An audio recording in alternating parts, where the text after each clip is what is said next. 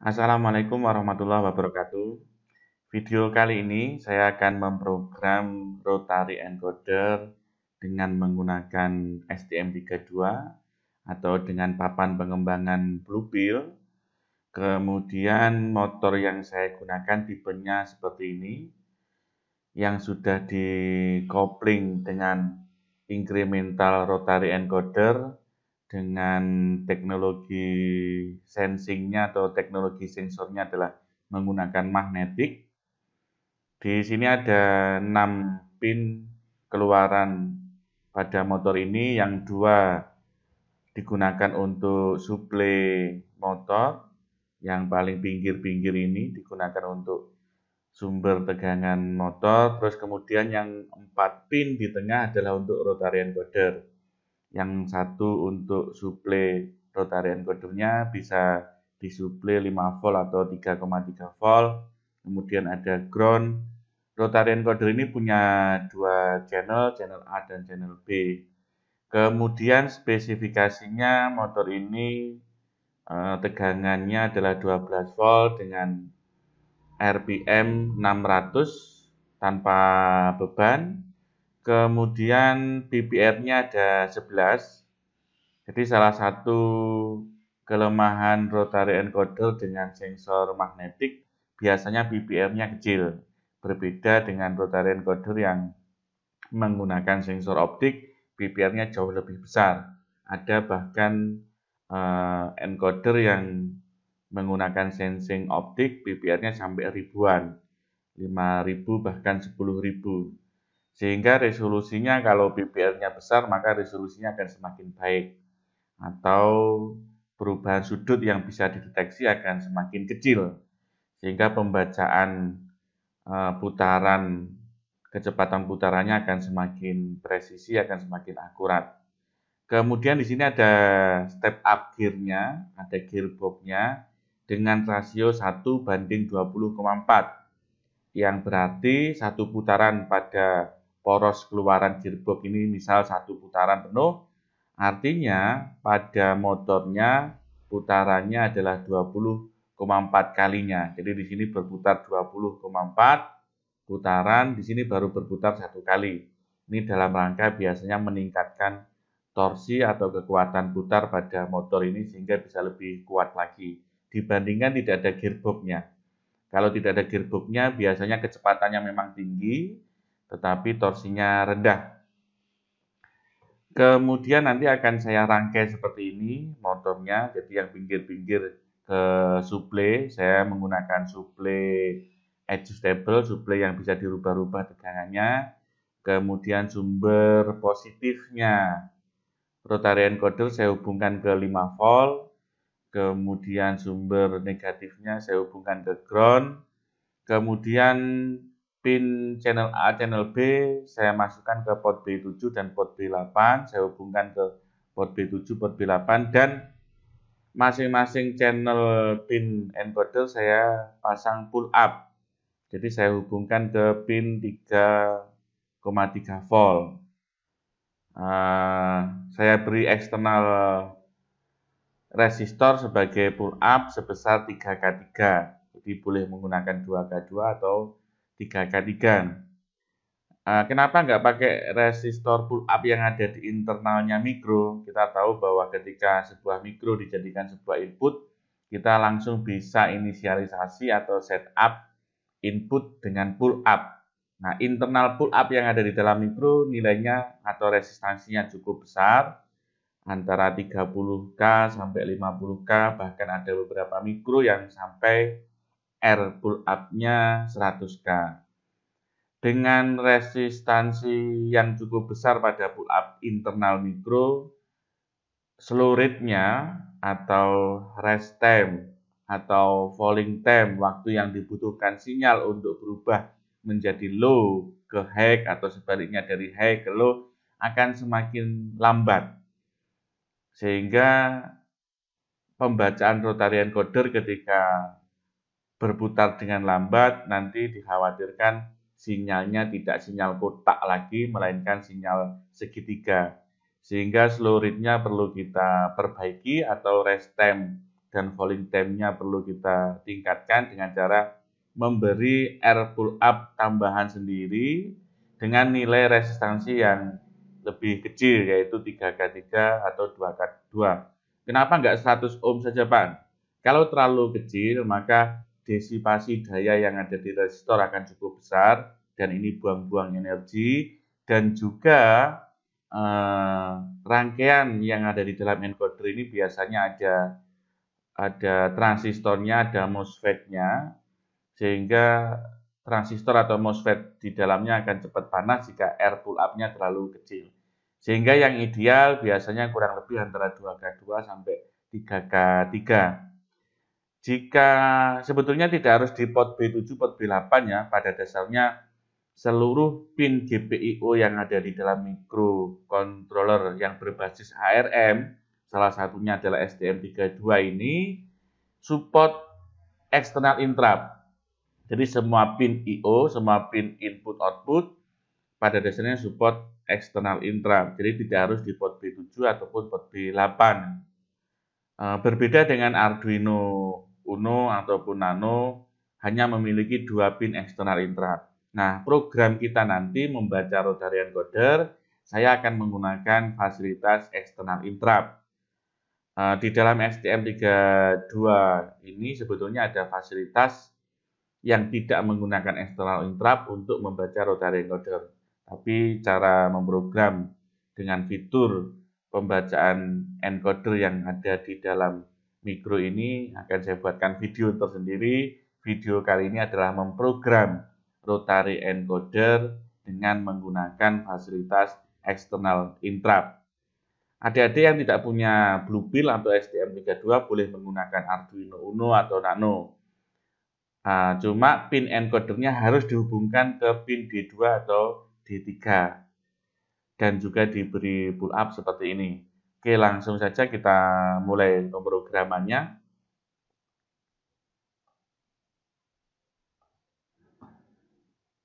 Oke, langkah pertama kita akan inisialisasi pin encoder.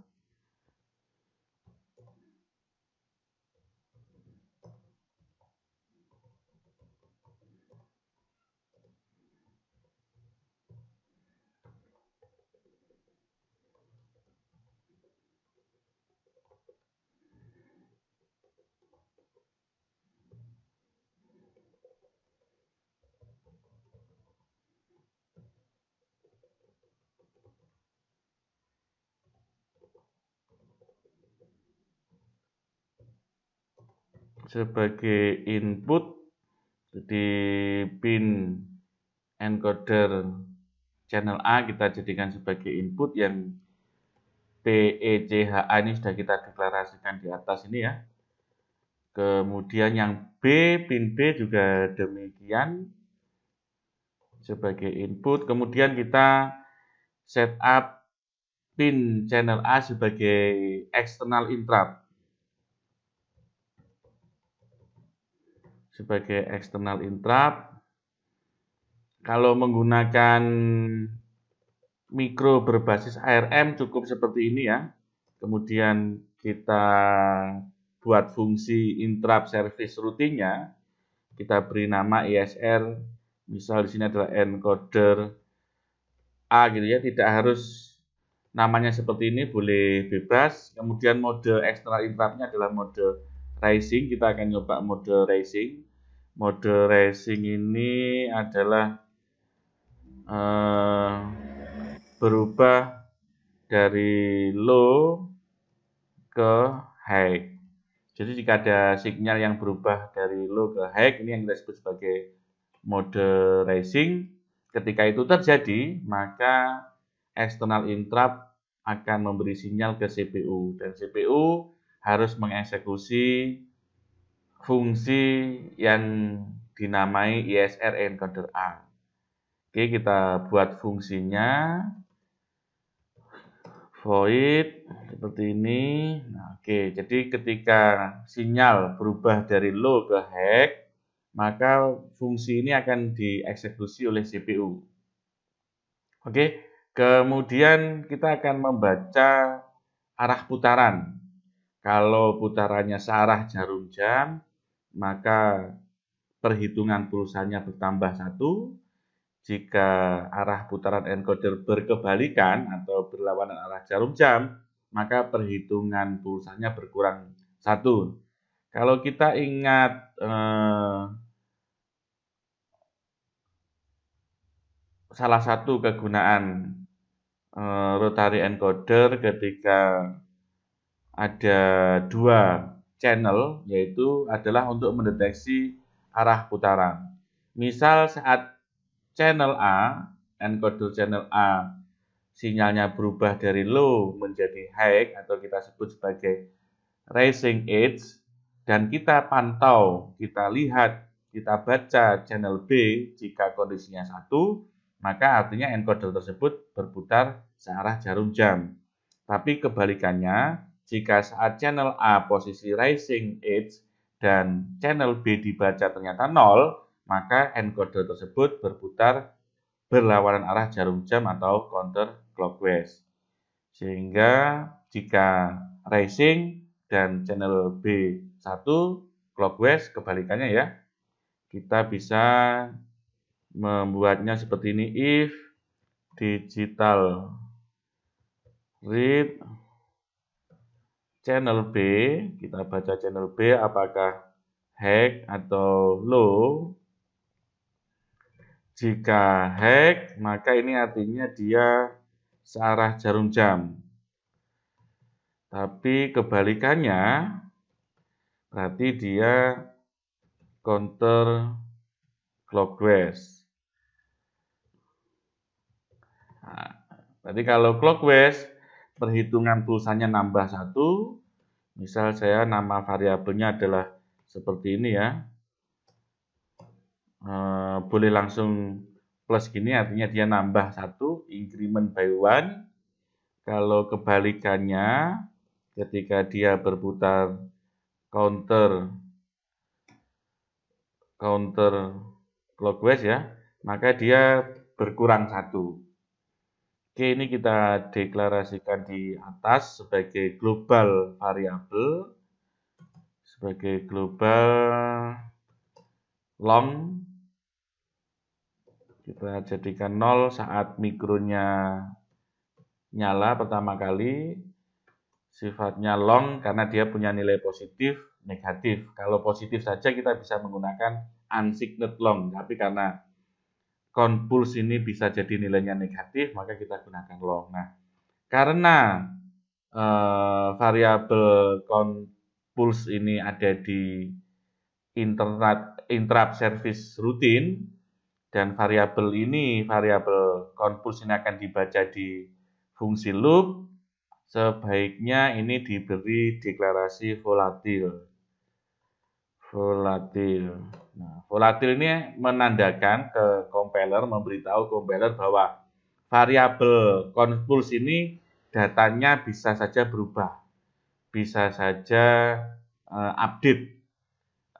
Di dalam Arduino IDE atau compiler-compiler pada umumnya, itu biasanya ada optimasi. Jadi di dalam bahasa C akan dioptimasi, akan dioptimalkan, dimaksimalkan coding program tersebut yang tujuannya supaya tidak begitu banyak memakan memori flash. Karena kita tahu bahwa bahasa C itu akan diturunkan menjadi bahasa mesin. Proses penurunan itu ada proses optimasi. Nah, kita memastikan bahwa memberitahu compiler bahwa count pulse ini datanya sifatnya volatil atau mudah berubah, mudah menguap, sehingga ketika di dalam fungsi loop nanti dipastikan bahwa pemproses copy data akan memastikan bahwa yang di-copy adalah update data terbaru. Oke, selanjutnya kita akan menentukan time sampling. Jadi kita bisa membuat caranya seperti ini.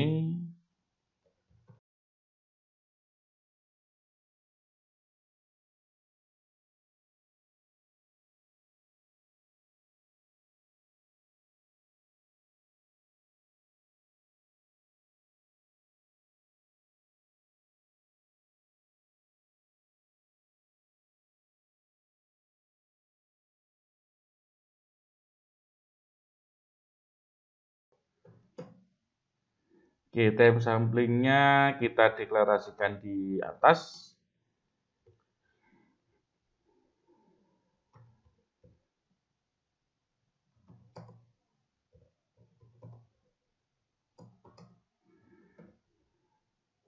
Misal di sini adalah satuannya milisecond, karena di sini kita ngambilnya milis ya.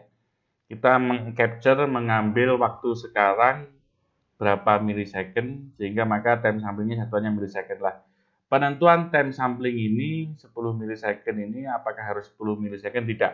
Jadi ini penentuan faktor time sampling atau nilai time sampling cukup susah atau dilema menentukan. Jika semakin besar juga ada resikonya, terlalu kecil juga ada resikonya. Dan juga tergantung kebutuhan biasanya. Kalau membaca kecepatan putar, sebuah rotary encoder hanya digunakan untuk monitoring, datanya digunakan hanya untuk melihat saja, maka boleh menggunakan time sampling yang cukup tinggi, misal 1 detik atau 1000 milisecond. Tetapi kalau pembacaan rotary encoder atau membaca kecepatan putar menggunakan rotary encoder digunakan sebagai feedback atau umpan balik sebuah sistem kendali, maka kalau time samplingnya terlalu besar, sistem kendalinya responnya akan lambat. Sehingga update kecepatan jika kecepatannya error akan lambat. Berarti dibuat kecil saja, belum tentu juga. Kalau time samplingnya terlalu kecil, bisa jadi dalam kurun waktu itu, misal 1 milisecond atau 100 mikrosecond, ternyata tidak ada sinyal yang terdeteksi, tidak ada pulse yang terdeteksi. Counting pulsanya, perhitungan jumlah pulsanya bisa jadi tidak update karena dia belum mendeteksi proses rising edge, misal seperti itu. Jadi cukup susah kita bermainnya di sini, bisa diadik untuk langkah awal bisa try and error antara dicoba 1 sampai 100 milisecond kalau itu digunakan untuk feedback sistem kendali. Oke, di sini saya kasih menggunakan 10 milisecond. Jadi artinya setiap 10 milisecond fungsi atau instruksi-instruksi yang ada di dalam fungsi if ini akan dieksekusi hanya setiap 10 milisecond. Oke. Langkah pertama kita akan ngecek setiap 10 milisecond berapa jumlah pulsa yang berhasil dihitung. Kita langsung serial print gitu aja ya.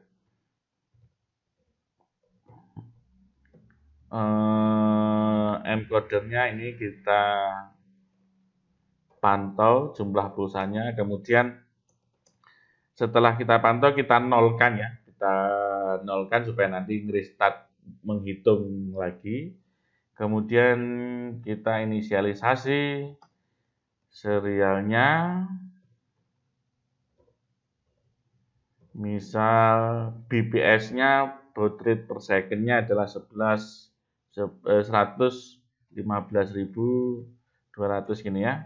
Boleh menggunakan 9.600 atau seperti ini semakin cepat.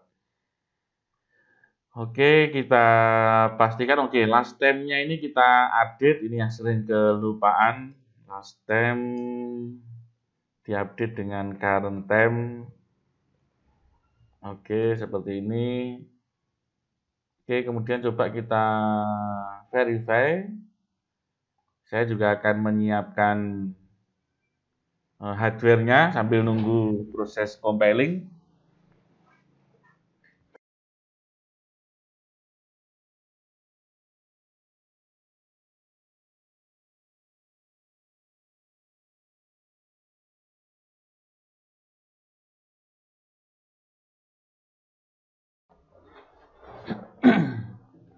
Oke, last time-nya belum kita deklarasikan.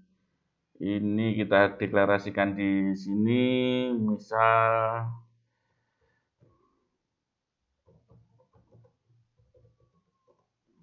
oke. Kita verify lagi.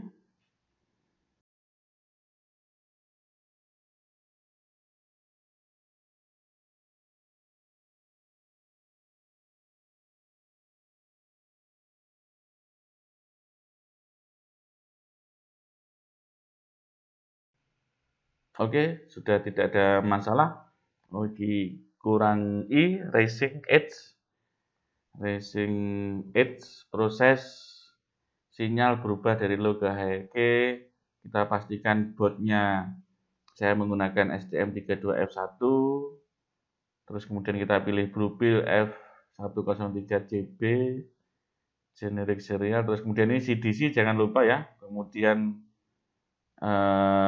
metode uploadnya menggunakan HID bootloader, terdeteksi di sini adalah COM5, kita langsung upload saja.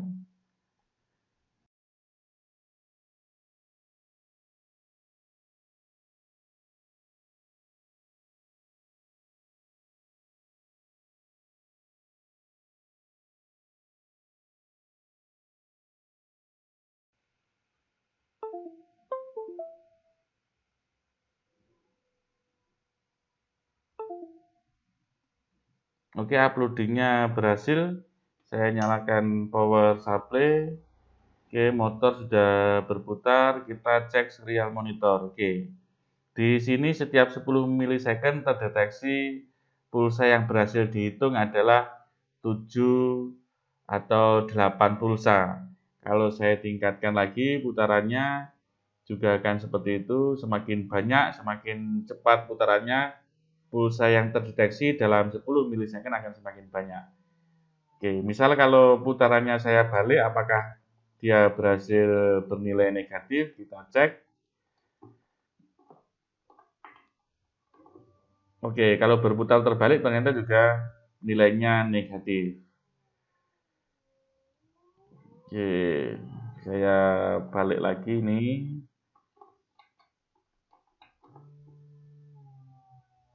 Oke, sekarang kita akan nyoba merubah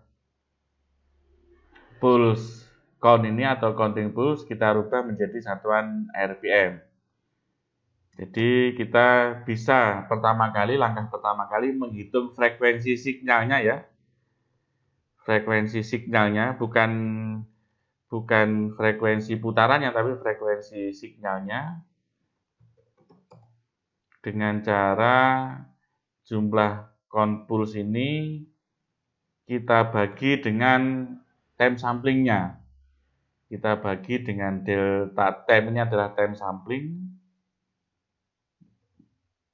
Kita bisa menggunakan time sampling ini ya 10 milisecond, tapi kadang bisa jadi delta time ini bisa 10 milisecond, bisa lebih dari itu, bisa 11 milisecond. Sebaiknya untuk time sampling kita tidak menggunakan konstanta time sampling, ini merupakan delta time-nya saja. Oke, delta time. Nah, delta time ini ingat satuannya masih milisecond, jadi ini masih milisecond ya.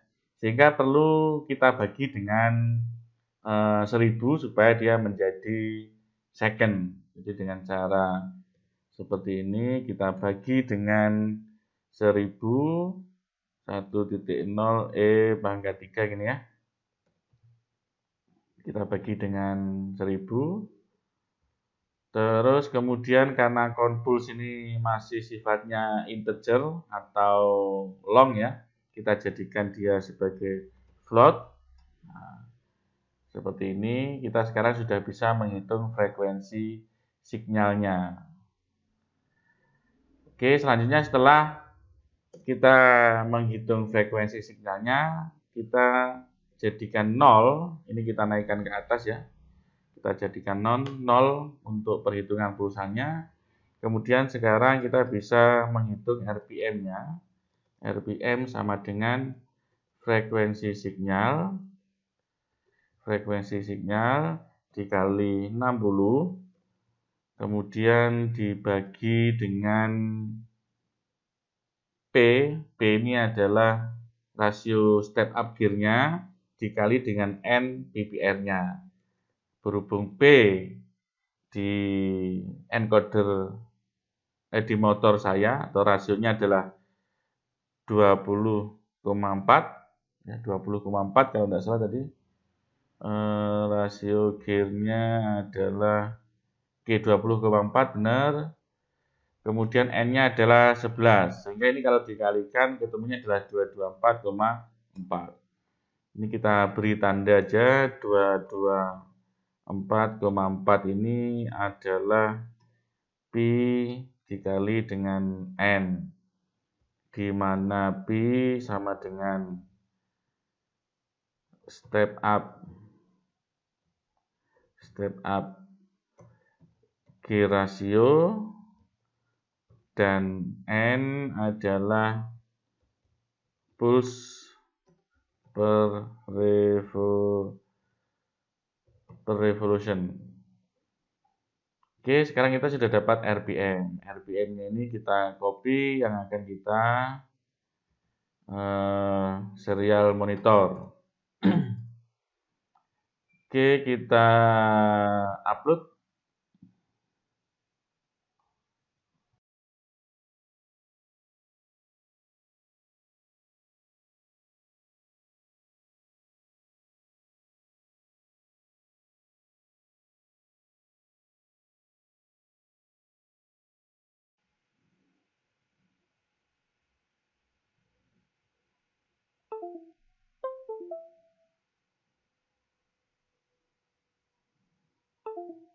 Oke, sudah berhasil upload. Kita nyalakan power supply motornya, kemudian serial monitor. Oke, ini adalah RPM yang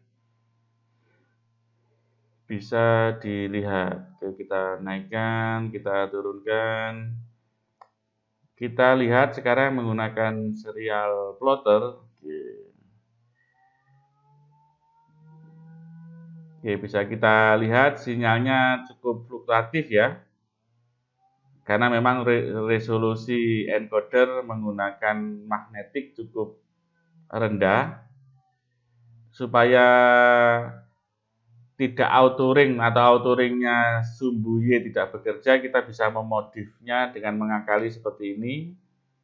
Misal ini saya beri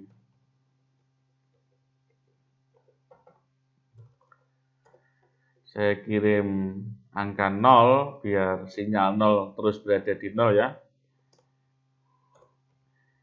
Saya kirim spasi, kemudian saya kirim 600, kemudian saya kirim spasi lagi. Oke, tujuannya ini supaya auto ring sumbu Y-nya tidak bekerja, supaya sinyalnya kelihatan di scope yang lebih lebar. Kita upload.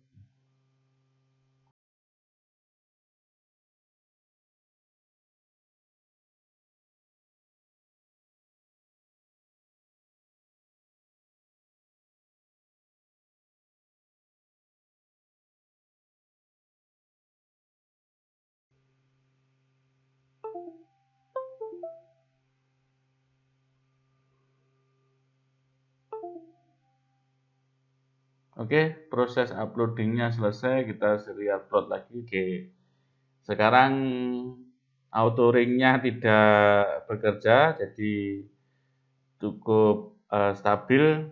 Bisa kita lihat di situ tidak berubah-ubah ya auto ringnya. Ini misal kalau kecepatan putar motornya saya rubah-rubah. Oke, jadi salah satu cara untuk memperkecil fluktuasi sinyal atau fluktuasi pembacaan kecepatan putar menggunakan metode pulse counting ini bisa kita tingkatkan dengan cara tidak menghitung proses racingnya saja. Nah, jadi kalau yang program yang tadi adalah hanya racing saja, cara menghitung pulsanya, kita bisa meningkatkan resolusinya dengan cara menghitung channel A dan channel B, serta tidak hanya racing tapi juga fallingnya juga kita hitung. Dengan cara seperti ini, kita bisa meningkatkan resolusinya menjadi lebih baik. Video tersebut untuk meningkatkan resolusi pada pembacaan rotary encoder dengan membaca kedua channel sebagai external interrupt akan saya buatkan video berikutnya. Mohon maaf bila ada kata-kata yang kurang berkenan atau kurang tepat saya menyampaikan penjelasan. Mohon maaf, ada pertanyaan, kritik, saran, silahkan tinggalkan komentar. Dan skrip ini akan saya taruh linknya ada di deskripsi. Terima kasih. Bila taufik walhidayah. Wassalamualaikum warahmatullahi wabarakatuh.